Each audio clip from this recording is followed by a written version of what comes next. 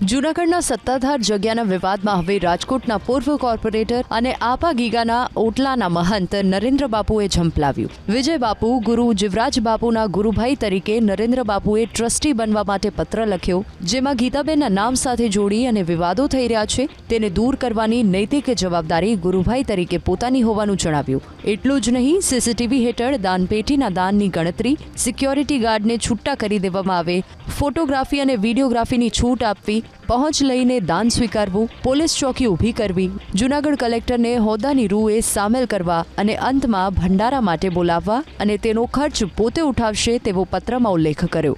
એટલું જ નહીં, નરેન્દ્ર બાપુએ એમ પણ કહ્યું કે મારું આપા ગીગાના ઓટલાના મહંત અને સંત જીવરાજ બાપુના શિષ્ય તરીકે આ જવાબદારી આપણા બંનેની છે. આપણે બંને ગુરુભાઈ અને ગુરુ પરંપરામાં આવતા શિષ્યો છીએ.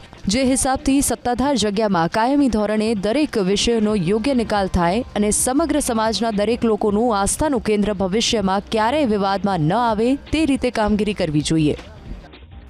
ઈ સાધુ થઈને જો અમારા ભાઈઓની અંદર ભાગ માગી શકતો હોય અને એના નામે એ જમીન રાખી શકતો હોય તો એણે અમને આ પૈસાઓ આપવા પડે. આ નૈતિકતાની વાત છે.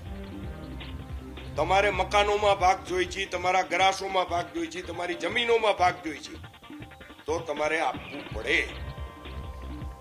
એટલે મેં વિજય ભગતને કીધું, આપ સત્તાધાર જગ્યાના લઘુમહંત જુઓ, આપણે બંને અહીંયાથી સાથે જઈએ. સત્તાધારમાંથી એક પણ રૂપિયો દેવાનો નથી. નીતિનભાઈ કે 12 લાખ તો 12 લાખ ને 14 લાખ તો 14 લાખ હું મારા વ્યક્તિગત આપવા માટે તૈયાર છું.